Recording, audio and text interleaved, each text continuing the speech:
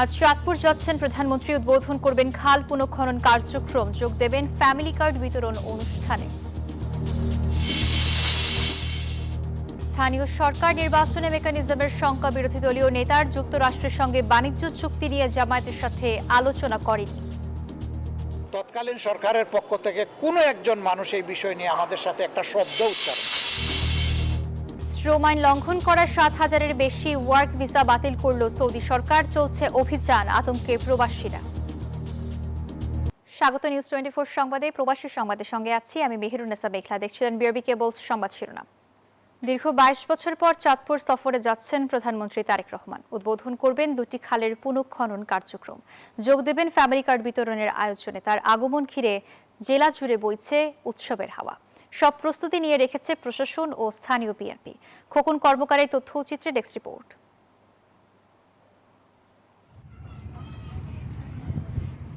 পদ্মা, মেঘনা ও ডাকাতিয়ার তীরে গড়ে ওঠা সম্ভাবনাময় জেলা চাঁদপুর।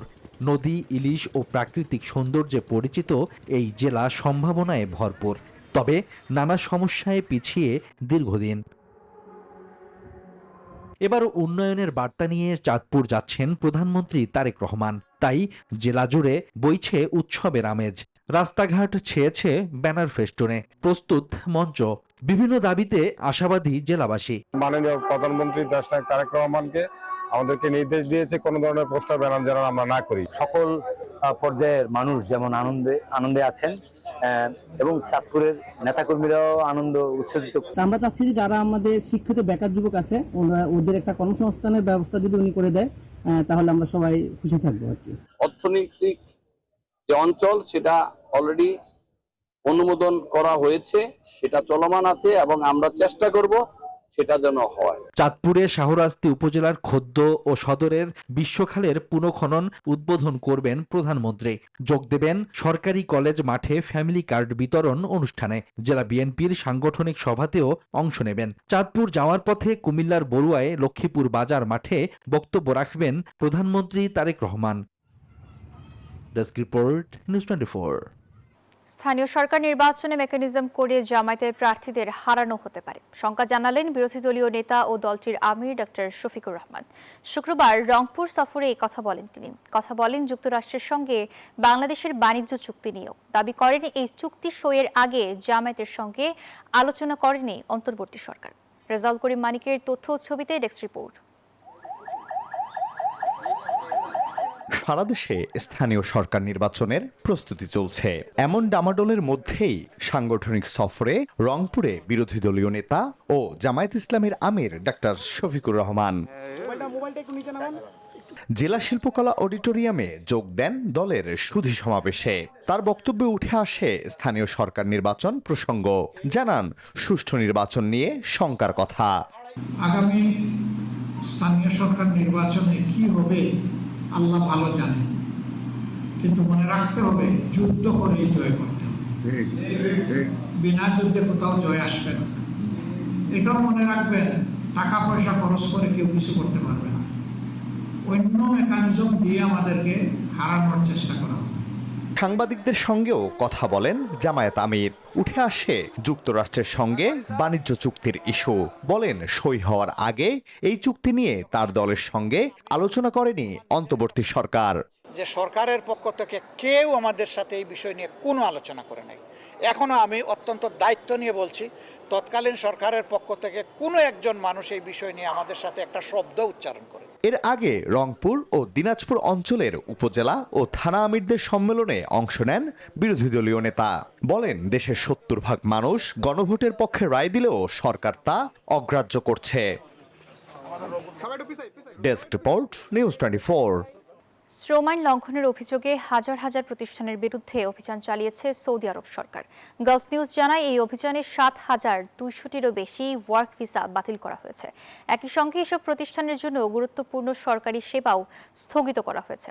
কর্তৃপক্ষ জানিয়েছে দেশজুড়ে পরিদর্শনে বিপুল সংখ্যক শ্রম সংক্রান্ত অনিয়মও ধরা পড়েছে।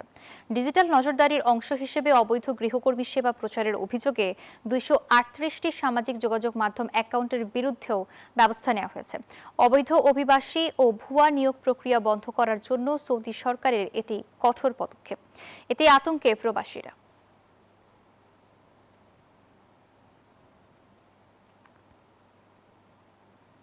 বাংলাদেশ ও যুক্তরাষ্ট্রের মধ্যে স্বাক্ষর হলো কৌশলগত জ্বালানি সহযোগিতার সমঝোতা স্মারক।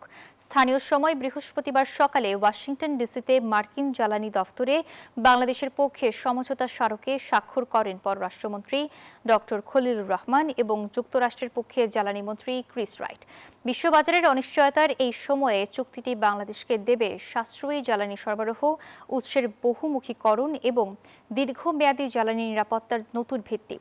তেল, গ্যাস, এলএনজি, এলপিজি থেকে নবায়নযোগ্য শক্তি দুই দেশের এই নতুন অংশীদারিত্ব জ্বালানি খাতে সম্ভাবনার দিগন্ত উন্মোচন করল।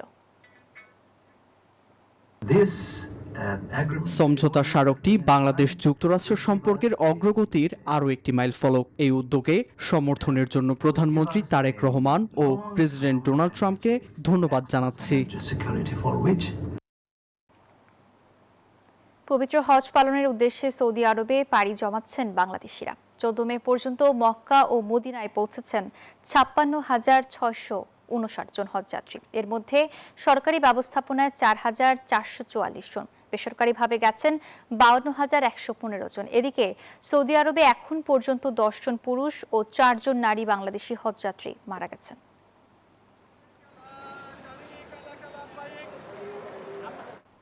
পবিত্র হজযাত্রায় এবার সবার হৃদয় ভারাক্রান্ত, কারণ মুসলিম বিশ্বে অস্থিরতা। তাই ব্যক্তিগত চাওয়া পাওয়ার চেয়েও এবার বড় হয়ে উঠেছে মুসলিম বিশ্বের মুক্তি প্রার্থনা। হজের মূল আনুষ্ঠানিকতা শুরুর বাকি আর কিছুদিন। এর মধ্যে সৌদি আরব গেছেন 57,000-এর বেশি বাংলাদেশি। আশকোনা ক্যাম্পে অপেক্ষায় আরও অনেকে। সাদা ইহরামে ত্যাগের মহিমা। পবিত্র মক্কা অভিমুখে যাত্রার আগে হাজিদের মনে উকি দিচ্ছে বিশ্ব মুসলিম উম্মার সংকট। গাজার আর্তনাদ আর মধ্যপ্রাচ্যের অস্থিরতা, এ সবই যেন এক সুতোই গেঁথেছে আল্লাহর মেহমানদের। মুসলমানরা যে নির্যাতিত হচ্ছে, এর থেকে পরিত্রাণ পাওয়ার জন্য আমরা আল্লাহর ঘরে যে মায়াত করবো। আল্লাহ যেন তাদের সেবা দান করে এবং তারা যেন ওই জুলুমের হাত থেকে রক্ষা পায়। ফিলিস্তিন একটা স্বাধীন রাষ্ট্র হোক এবং মুসলমান প্রকৃত মুসলমান হিসেবে মুক্তভাবে জীবনযাপন করতে পারে, এটা আমরা চাই। হজযাত্রার ব্যবস্থাপনা নিয়ে সন্তুষ্ট সবাই। খুবই সুন্দর হজের ব্যবস্থাপনা, আমরা খুবই ব্যবস্থাপনাগুলো খুব ভালো দেখছি সব দিকে পর্যবেক্ষণ করে। হজ ক্যাম্পে এসেছি, আমাদের ভালোই লাগতেছে। হজ ক্যাম্পের অবস্থা খুবই ভালো, নিরিবিলি। অল্প সময়ের মধ্যে এবারে প্রথমবারের মতো একদম হজ ফ্লাইট শুরুর কিন্তু কমপক্ষে 20 দিন পূর্বেই সকল হজযাত্রীর ভিসা কমপ্লিট হয়ে গেছে এবং সকল হজযাত্রীর টিকিট এনশিওর করা হয়েছে। প্রধানমন্ত্রীর নির্দেশে প্রতিদিন আশকোনা হজ ক্যাম্প পরিদর্শনে যান মন্ত্রী কিংবা সংসদ সদস্য। শুক্রবার গেলেন ঢাকা 18 আসনের এমপি SM জাহাঙ্গীর। মাননীয় মন্ত্রী মহোদয় স্পষ্ট বলেছে যে এই হজযাত্রীরা আল্লাহর মেহমানদের নিয়ে যারাই গাফিলতি করবে, যাদেরই গাফিলতি পাওয়া যাবে, আমরা মন্ত্রণালয় থেকে সুনির্দিষ্ট তদন্ত কমিটি করে আমরা তাদের বিরুদ্ধে ব্যবস্থা নেব, সে যেই হোক। এজেন্সির কারণে কোনো টিকিট করতে পারেনি বা ভিসা ঠিক মতো হয়নি, এরকম কোনো ঘটনা ঘটলে অবশ্যই সে শাস্তির আওতায় আসবে।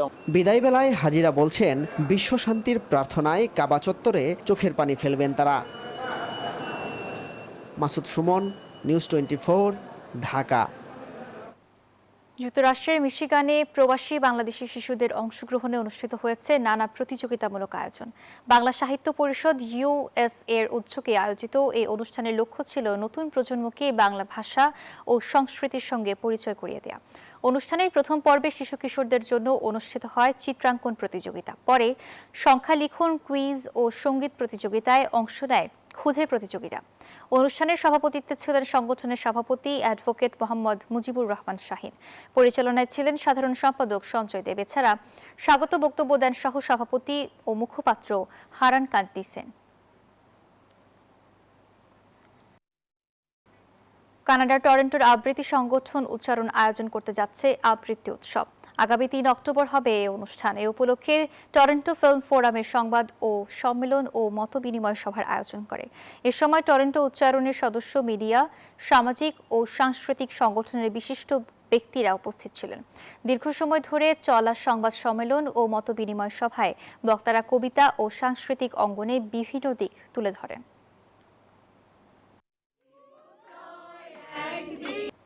ঈদুল আজহার শতভাগ টিকিট অনলাইনে বিক্রি হচ্ছে, ফলে কমলাপুর রেলওয়ে স্টেশন এখন সম্পূর্ণ ফাঁকা।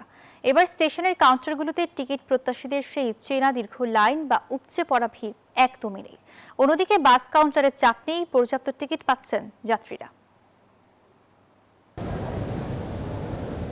ঈদের অগ্রিম টিকিট বিক্রির চিরাচরিত এ দৃশ্য এখন আর নেই।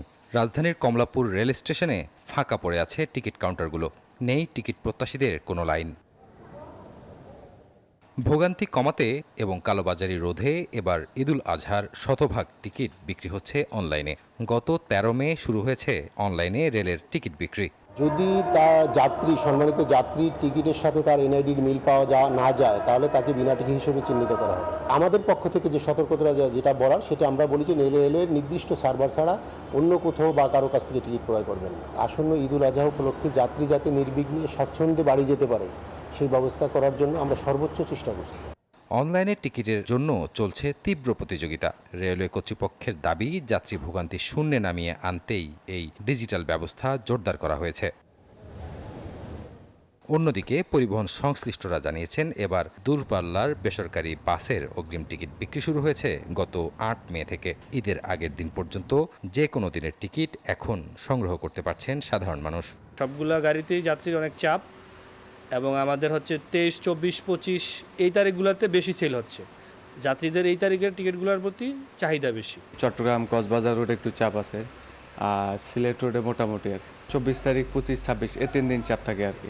কর্তৃপক্ষ জানিয়েছে, ঘরমুখো মানুষের চাপ সামলাতে বাস ও ট্রেনের বিশেষ সার্ভিসের ব্যবস্থা রাখা হয়েছে। টিকিট যার ভ্রমণ তার, এই নীতি কঠোরভাবে অনুসরণের দাবি প্রশাসনের।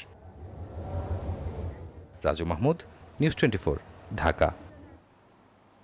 নারায়ণগঞ্জের ফতুল্লায় গ্যাস বিস্ফোরণে নিহত একই পরিবারের 5 জনের গ্রামের বাড়ি পটুয়াখালীর বাউফলে চলছে শোকের মাতম। ইতোমধ্যে একজনের মরদেহ পৌঁছেছে, শনিবার সকালের মধ্যে বাকিদের মরদেহ পৌঁছে যাবে। এরপর জানাজা শেষে পারিবারিক কবরস্থানে তাদের দাফন সম্পন্ন হবে। বাউফলের আকাশ বাতাস যেন কান্নার আহাজারিতে ভারী হয়ে উঠেছে। চারপাশে নীরবতা আর স্বজন হারানোর আর্তনাদ। নারায়ণগঞ্জের ফতুল্লায় গ্যাস লাইনের লিকেজ থেকে বিস্ফোরণে দগ্ধ একই পরিবারের 5 জনের মৃত্যুর ঘটনায় এলাকায় এমনই শোকের ছায়া নেমে এসেছে। স্বজনরা জানান, এমন মর্মান্তিক ঘটনা তারা কখনো দেখেননি। একই পরিবারে 5 জন মৃত্যু সংবাদের পরে পুরো কনিকদা গ্রাম শোক আহত। আমার কষ্ট হয় যে একটা ফ্যামিলি, একজন লোক না, একজন থাকলো কালামের নামটা অন্তপক্ষে থাকতো। এদিকে নিহতের মরদেহ গ্রামের বাড়ি পৌঁছানো শুরু করেছে। একজনের মরদেহ কামাকদিয়া এলাকায় নেওয়া হয়েছে। শনিবার সকালে জানাজা শেষে পারিবারিক কবরস্থানে তাদের দাফন সম্পন্ন হবে। বাকিদের আনার জন্য প্রস্তুতি চলছে। তাদেরকে মারা গেছে এবং তাদের লাশ হিম করে আছে। এর আগে গত রোববার সকালে ফতুল্লার গিরিধারা এলাকার একটি ভবনের নিচতলার ফ্ল্যাটে এই বিস্ফোরণে কালাম, সাইমা সহ তাদের 3 শিশু সন্তান দগ্ধ হন। তাদের উদ্ধার করে জাতীয় বার্ন অ্যান্ড প্লাস্টিক সার্জারি ইনস্টিটিউটে ভর্তি করা হয়। পরে সোমবার সকালে চিকিৎসাধীন অবস্থায় মারা যান কালাম, যার শরীরের 95% দগ্ধ হয়েছিল। বুধবার সন্ধ্যায় মারা যায় তার মেয়ে কথা। বৃহস্পতিবার সকালে ছেলে মুন্না এবং দুপুরে মেয়ে মুন্নি মারা যায়। সবশেষ শুক্রবার সকালে মারা যান সাইমা। Desk report, news 24। সিলেটের বিছনাকান্দি ঘুরতে গিয়ে পানিতে ডুবে নিখোঁজ হওয়া শাহজালাল বিজ্ঞান ও প্রযুক্তি বিশ্ববিদ্যালয়ের শিক্ষার্থী শান্ত বণিকের মরদেহ উদ্ধার করা হয়েছে।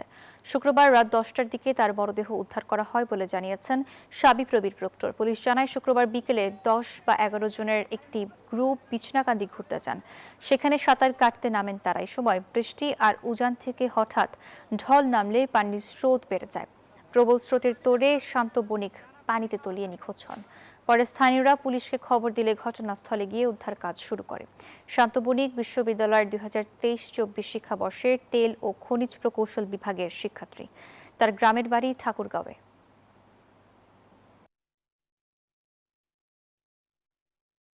এবার আন্তর্জাতিক সংবাদ। মধ্যপ্রাচ্যে ইরানকে পরমাণু অস্ত্র থেকে দূরে রাখতে চীনের সঙ্গে একমত হয়েছে যুক্তরাষ্ট্র। বেজিং সফরে মার্কিন প্রেসিডেন্ট ডোনাল্ড ট্রাম্প বলেন, হরমুজ প্রণালী ইস্যুতেও 2 দেশ অভিন্ন অবস্থানে। এদিকে আলোচনায় তাগিদ দিচ্ছে বেজিং। অন্যদিকে ইরাকে ইরানপন্থী গোষ্ঠীর ওপর সৌদি হামলার খবরে উত্তেজনা বাড়ছে নতুন করে। হরমুজ প্রণালীতে ইরানের কঠোর অবস্থান ওয়াশিংটনের জন্য বড় উদ্বেগের বিষয় হয়ে উঠেছে। চাপে রয়েছে চীনও, কারণ ইরানের তেলের বড় ক্রেতাদের একটি বেইজিং। ইরান ইস্যুতে ওয়াশিংটন ও বেইজিংয়ের মধ্যে ফলপ্রসূ আলোচনা হয়েছে বলে জানিয়েছেন মার্কিন প্রেসিডেন্ট ডোনাল্ড ট্রাম্প। চীন সফরের শেষ পর্যায়ে এমন মন্তব্য করেন তিনি। ইরান বিষয়ে আমাদের অবস্থান প্রায় একই। আমরা চাই না তাদের কাছে পারমাণবিক অস্ত্র থাকুক। একই সঙ্গে হরমুজ প্রণালীও খোলা রাখতে চাই।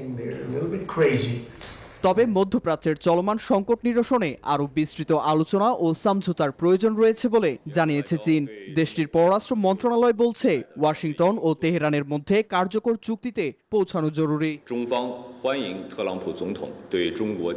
এদিকে তেহরানও কূটনৈতিক সমাধানের পক্ষে অবস্থান নিয়েছে।